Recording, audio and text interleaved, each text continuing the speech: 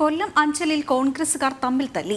സമരാഗ്നി സ്വാഗത സംഘ രൂപീകരണ യോഗത്തിനിടയിലാണ് കോൺഗ്രസുകാർ പ്രവർത്തകർ ചേരിതിരിഞ്ഞ് ഏറ്റുമുട്ടിയത്.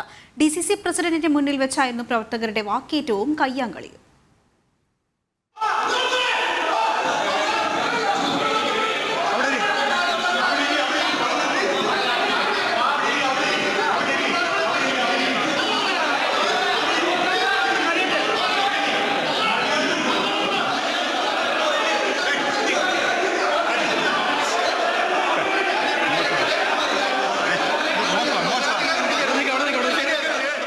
അഞ്ചൽ കുളത്തുപുഴ മേഖലകളിൽ കോൺഗ്രസ് പ്രവർത്തകർക്കിടയിൽ നാളുകളായി നിലനിന്നിരുന്ന ഭിന്നതകളും പടലപ്പിടക്കങ്ങളുമാണ് സമരാഗ്നി സ്വാഗത സംഘ രൂപീകരണ ചർച്ചയ്ക്കിടയിൽ മറനീക്കി പുറത്തു വന്നത്.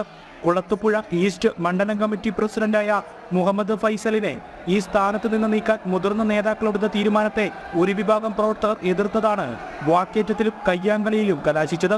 യൂത്ത് കോൺഗ്രസ് പ്രവർത്തകരായിരുന്നു പ്രധാനമായും എതിർപ്പ് അറിയിച്ചത്. യാതൊരു മുന്നറിയിപ്പും കൂടാതെയാണ് ഇദ്ദേഹത്തെ മാറ്റാനുള്ള തീരുമാനമെടുത്തതെന്ന് ആരോപിച്ചായിരുന്നു യൂത്ത് കോൺഗ്രസ് പ്രവർത്തകർ ഉൾപ്പെടുന്ന ഒരു വിഭാഗം പ്രവർത്തകരുടെ പ്രതിഷേധം. ഇതോടെ പ്രവർത്തകർ ചേരിതിരിഞ്ഞ് വാക്കേറ്റം തുടങ്ങി. വാക്കേറ്റം കയ്യാങ്കളിയിലേക്കും വഴിമാറി.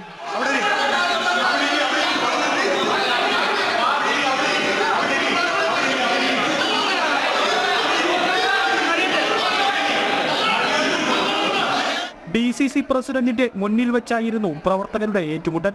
തുടർന്ന് ചില നേതാക്കൾ ഇടപെട്ട് പ്രവർത്തകരെ ശാന്തരാക്കി സ്വാഗത സംഘ രൂപീകരണം പൂർത്തിയാക്കിയെങ്കിലും പുറത്തെത്തിയ കോൺഗ്രസ് പ്രവർത്തകർ വീണ്ടും വാക്കേറ്റം ആരംഭിച്ചു. പൊതുനിരത്തിൽ കോൺഗ്രസുകാർ പരസ്പരം ആക്രമിക്കുമെന്ന സാഹചര്യത്തിലേക്ക് വരെ കാര്യങ്ങളെത്തി. ജനം